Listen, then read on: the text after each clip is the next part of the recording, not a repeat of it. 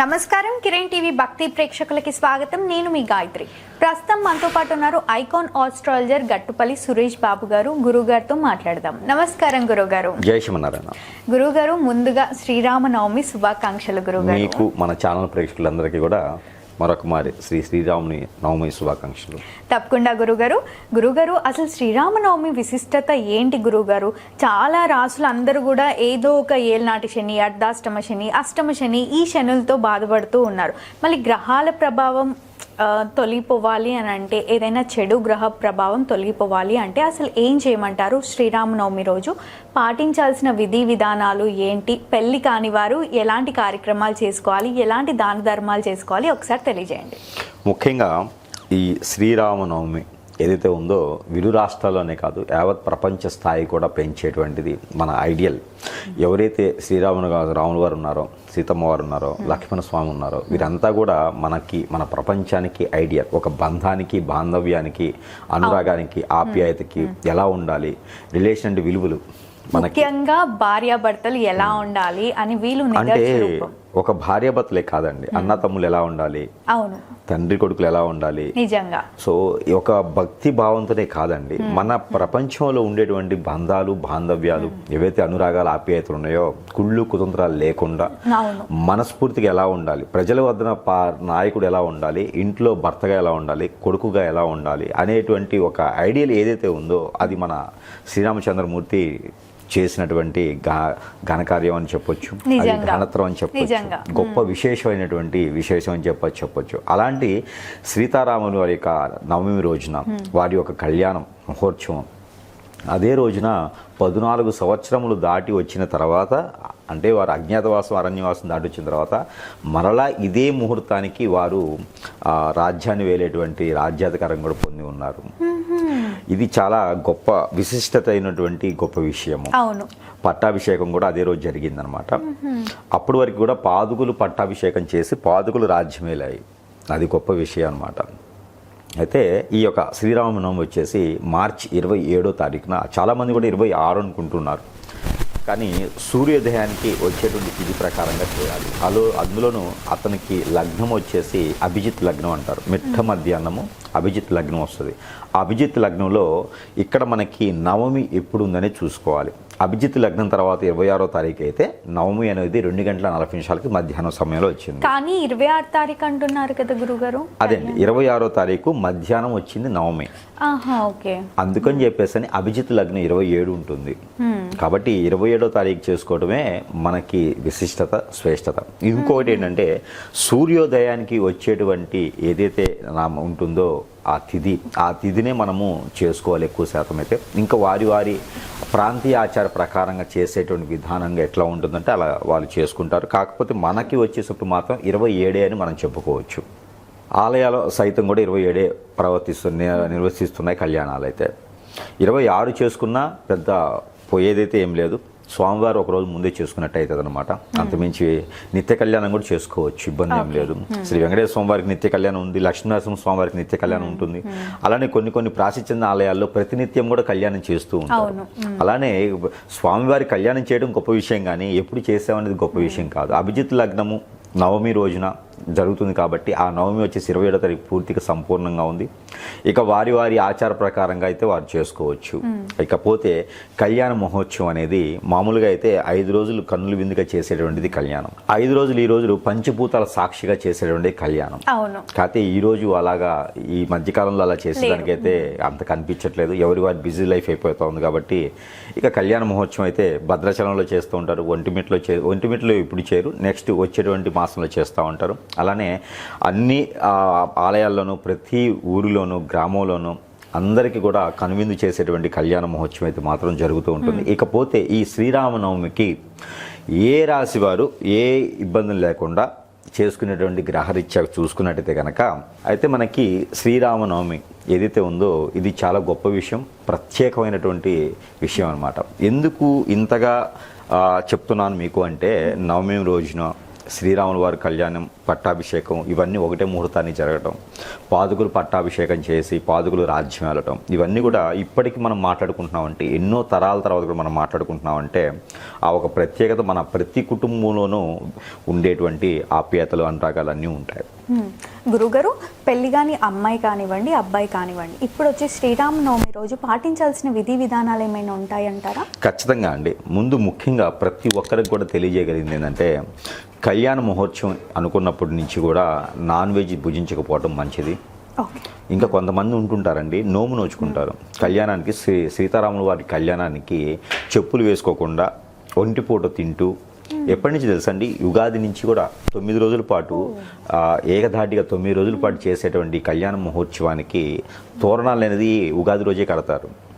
ఉగాది రోజు తోరణాలు కట్టి తెస్తే ఆ తోరణాలు 11 రోజుల పాటు అలానే ఉండిపోతాయి. ఆ 11 రోజుల పాటు కూడా ఇంట్లో ఎటువంటి నాన్ వెజ్ భుజించకపోవటం కానీ చేయాలి. రెండోది నేల పడక చేసుకోవాలి. మూడోది పవిత్రంగా ఉండాలి. నోట్లో నుంచి మాట్లాడే మాట కూడా దూసుగా మాట్లాడకూడదు.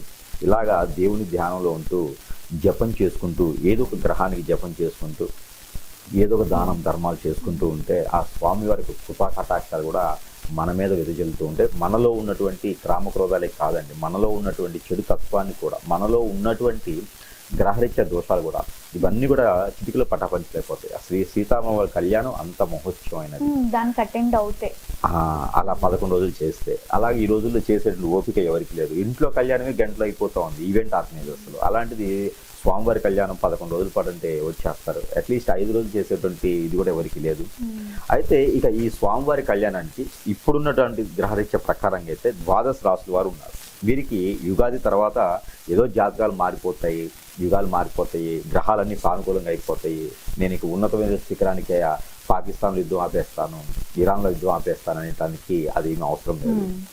ఇక వీరికి అన్ని రకాల గ్రహాలు బాగుండాలి. వీరికి చిన్న చిన్న కోరికలు ఉంటాయి, చిన్న చిన్న గోల్స్ ఉంటాయి. అవి ఏంటంటే, ఇంత వయసుకుని పెళ్ళి అవ్వలేదు, జీవితంలో ఏం చేసినా ముందుకెళ్ళలేకపోతున్నా, జాబ్ రావట్లేదు, నాకు ఎప్పుడు ఇంకుంటుంది, ఈ అనేజ్లో నేను ఉండలేకపోతున్నా, ఇలాంటి చిన్న చిన్న చాలా ఉంటాయండి. చదువుకున్నాను, జాబ్ రావట్లేదని, లేకపోతే ఇంట్లో పడించుకోవట్లేదని, నాకు బాధ్యత తెలియట్లేదు, ఇలాగా అనుకున్న పనులు అవ్వకుండా ఉండేటువంటి చాలా మంది ఉన్నారు.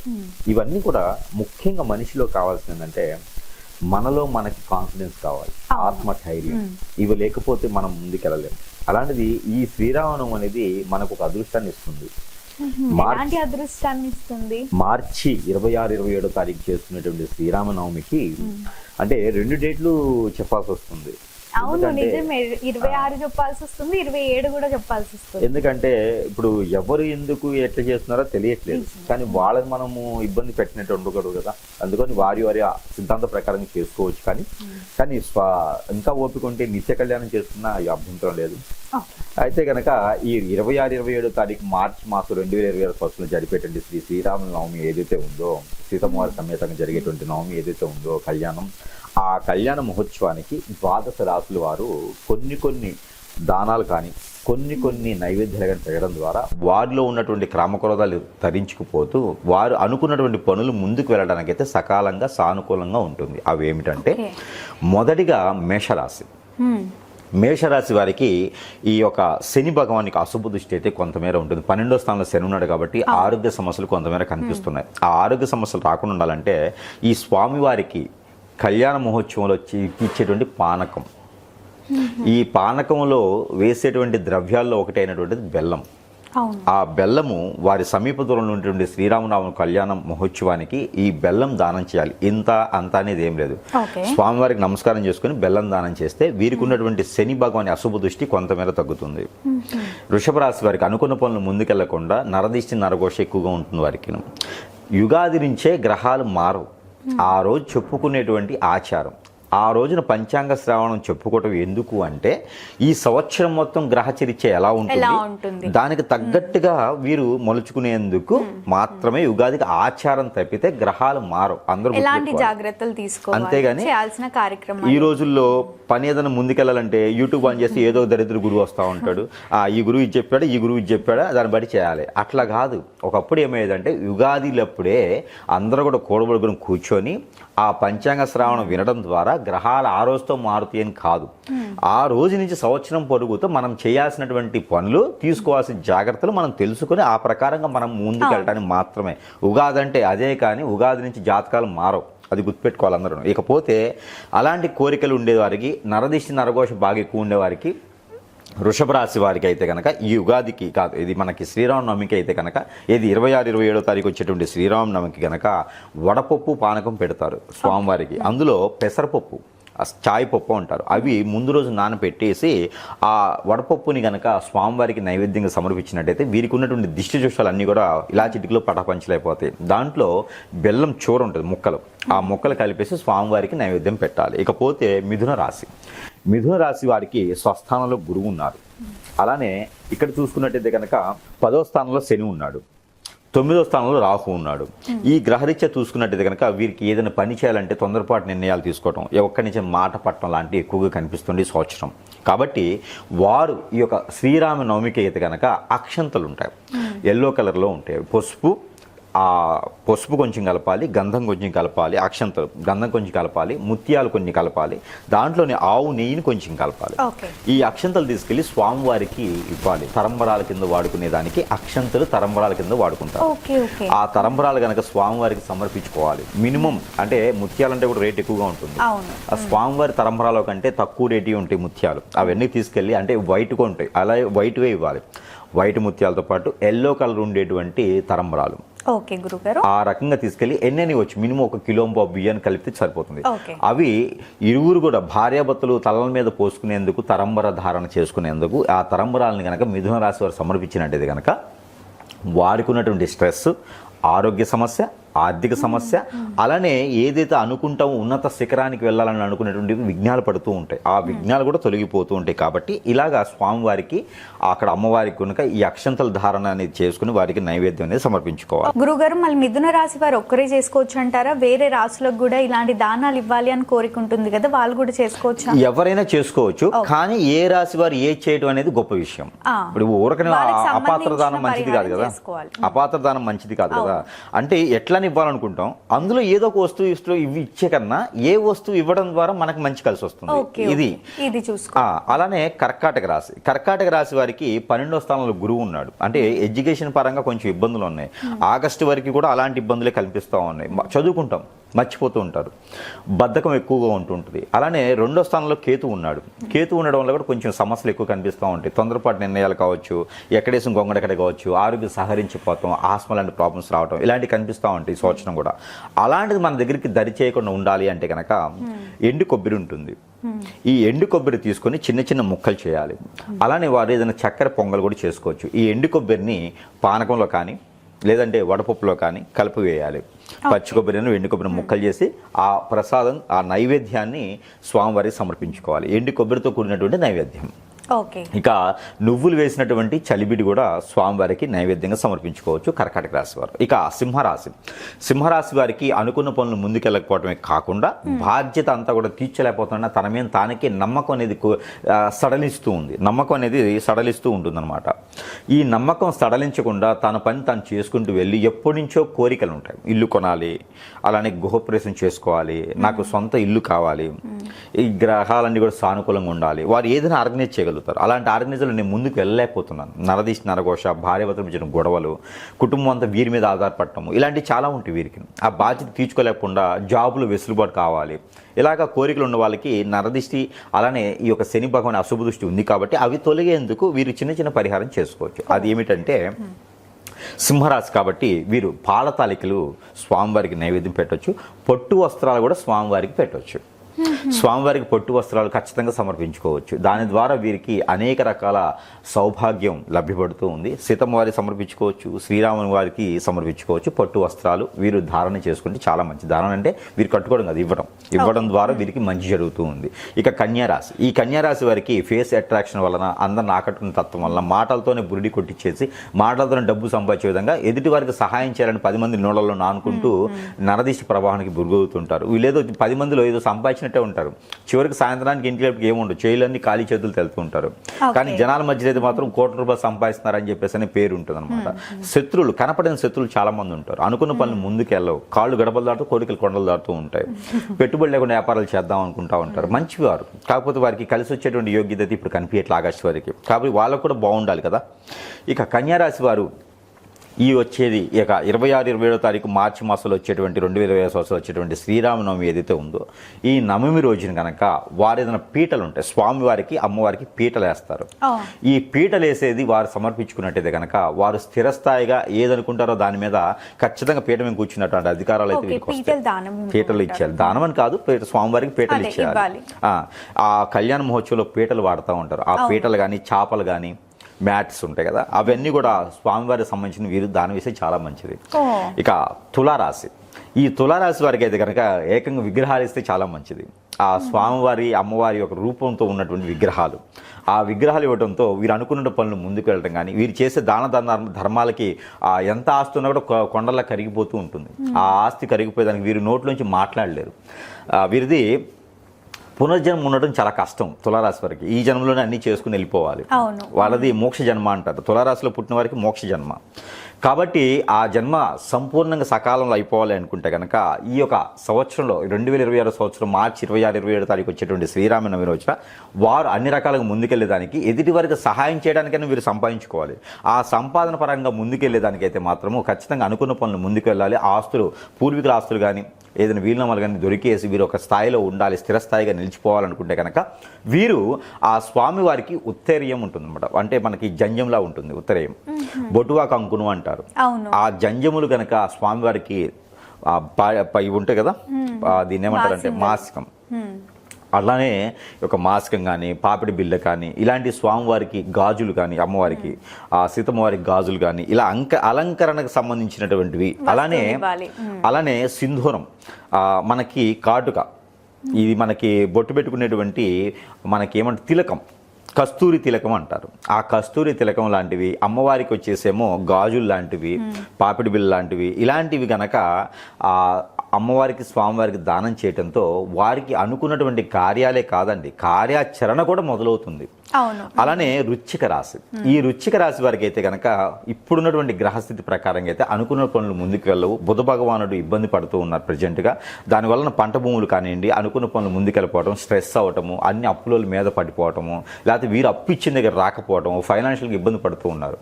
వీరైతే కనుక ఖచ్చితంగా వీరు చేయాల్సిన ఒకటే ఒక పని, ఇలాచీలు దాంట్లో వేయడానికి మిరియాలు, ఇలాచీలు మిరియాలు ఇన్ని అని కాదండి, దాంట్లో ఆ ద్రవ్యంలో వేసేదానికి ఇలాచీలు మిరియాలు దానం చేయాలి. దానం అంటే ఆ పానకంలో వేసేదానికి సమర్పించుకోవాలి.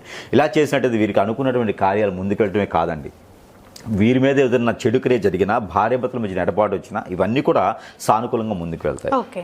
ఇకపోతే ధనుసు రాశి వారికి అనుకున్న పనులు ముందుకెళ్ళటం ఒకటే కాదు, వారికి ఆరోగ్య సమస్యలు కూడా తోడ్పడుతూ ఉన్నాయి. వారు జాబులో వెసులుబాటు లేకుండా ఉన్నారు. ఇప్పుడున్నటువంటి గ్రహస్థితి ప్రకారంగా పాతగా జరిగిపోయినటువంటి విషయాలన్నీ కూడా మళ్ళీ మీదకి వచ్చేలా కనిపిస్తున్నాయి. అంటే సమస్యపోయినటువంటి విషయాలన్నీ కూడా మళ్ళీ మీదకి వచ్చేలా కనిపిస్తున్నాయి. కాబట్టి వీరు చేయాల్సినటువంటి స్వామివారి కళ్యాణంలో పాలు పంచుకోవాల్సినటువంటిది ఉంది. అమ్మవారి తరపున ఉండేటువంటి బంధువులు, అమ్మవారి తరపున బంధువులు ఉంటారు. ఆ బంధువులు సైతం ఈ యొక్క ధనుసు రాశి వారు ఉంటే వీరికి అనుకున్నటువంటిది బాటంతా కూడా పూల పానుకుంటుంది.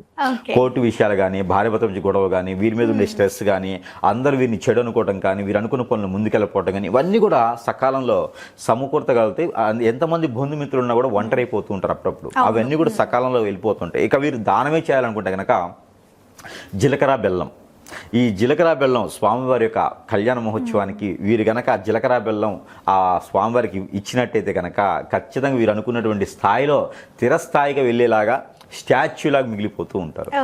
మకర రాశి వారికి శుక్రు భగవానికి అశుభ దృష్టి, కేతు యొక్క అశుభ దృష్టి కొంచెం బాగా కనిపిస్తూ ఉంది. శని భగవాని అశుభ దృష్టి కూడా కొంతమేర ఉంటుంది. అంటే భార్యాభర్తల మధ్య దూరము, ఆ పిల్లల పెద్దల మధ్య దూరము, అన్నదమ్ముల మధ్య దూరము ఈ సంవత్సరం అంతా కూడా ఇలానే కొనసాగుతూ ఉంటుంది. డబ్బు ఎవరికైనా ఇచ్చింటే చేతికి రావు మళ్ళీను.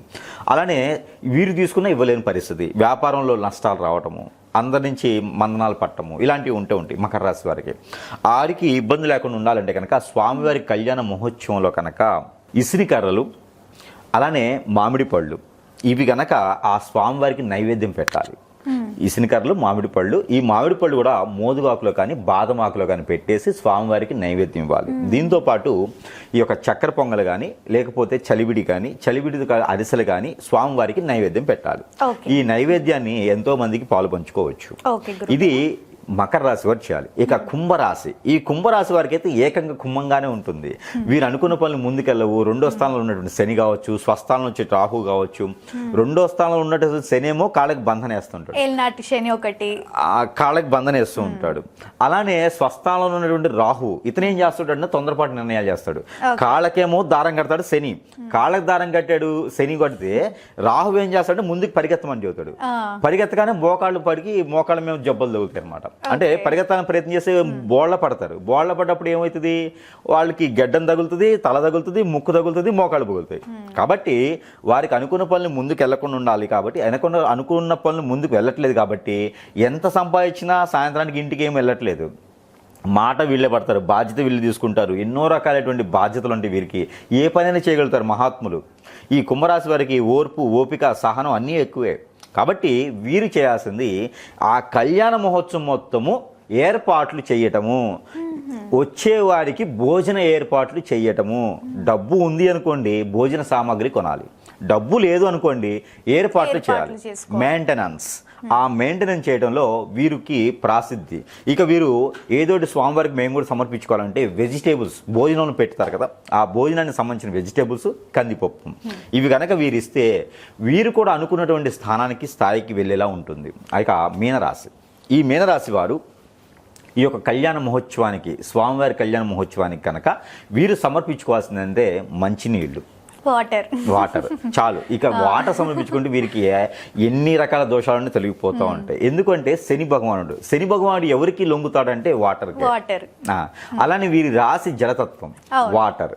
సో వీరు వాటర్ అనేది దానం చేస్తే ఖచ్చితంగా వీరి మైండ్ సెట్ అనేది కూడా కుదుట పడుతుంది. అలానే కళ్యాణ మహోత్సవంలో బిందె వేస్తారు, పానకం బిందని బిందెలు వేస్తారు. ఆ బిందెలో ఉంగరం వేసి తీస్తారు చూస్తారా, అలాంటి వాటర్ కూడా మీరు సమర్పించుకోండి, చాలా మంచిది. పన్నీర్లో బిందెలో ఉంగరం వేసి తీస్తూ ఉంటారు స్వామివారి దగ్గర కళ్యాణ మహోత్సవం తర్వాత. అలాంటిది. తర్వాత పాలు, కళ్యాణం అయిన తర్వాత చెంగు అని చెండి ఆట ఉంటుంది. ఆ స్వామివారి చెండు ఆటప్పుడు పాలు దానం చేయాలి. ఆ పాల దానం, అలానే కన్యాదానం చేసేప్పుడు అక్కడ పాల్గొనడం, ఇలాంటివి చేస్తే వారికి అష్టైశ్వర్య ప్రాప్తే కాదు, శని భగవాని అశుభ దృష్టి కూడా పటాపంచలైపోతుంది. అలానే వీరికి ఏ గ్రహం సానుకూలంగా ఉండాలో ఆ గ్రహం సానుకూలంగా ఉంటుంది. కాబట్టి ఇక ద్వాదశ రాశుల వారికి ఆలస్యం చేసుకోకుండా ఇప్పుడు ఏదైతే వస్తువు ఇవ్వాలనుకుంటాం కదా, ఆ ఇచ్చేటువంటి వస్తువులు ఏమిస్తే మనకి సకాలంలో ఉంటుంది అనే దాని గురించి చెప్పాం. కాబట్టి ఇలాంటి వస్తువులు ఏర్పాటు చేసుకొని అమ్మవారికి అలానే స్వామివారి కనుక ఇవి ఇచ్చుకొని కళ్యాణ మహోత్సవం మన ఇంట్లో పిల్లలకి చేసినట్టుగా చేసుకున్నట్టు కనుక వీరికి ఈ రోజు నుంచి కళ్యాణ మహోత్సవం నుంచి కూడా వారింట్లో కళ్యాణం కాకపోతే కళ్యాణం అవుతుంది. అలానే శుభకార్యాలు ఇంకేదైనా నిర్వర్తించకుండా శుభకార్యాలు అవుతాయి. భార్యాభర్తల మధ్య గొడవే కాదండి, ఇంట్లో కూడా ఏదైనా నెగిటివిటీ సమస్యలు కూడా తొలగిపోతాయి.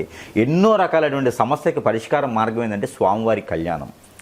కాబట్టి ఇలా చేసుకుంటే కనుక అష్టైశ్వర్య ప్రాప్తి ఒకటే కాదు, ఎన్నో రకాలుగా ఆ ఒక దేవాది దేవుని యొక్క దీవెనలు కూడా మన మీద ఉండేసి అనుకున్నటువంటి కార్యక్రమాలు ముందుకెళ్లేదానికైతే సకాలంగా ఉంటుంది. కాబట్టి ఈ రకంగా మరొక మారి మన పరీక్షలందరికీ కూడా శ్రీరామనవమి శుభాకాంక్షలు.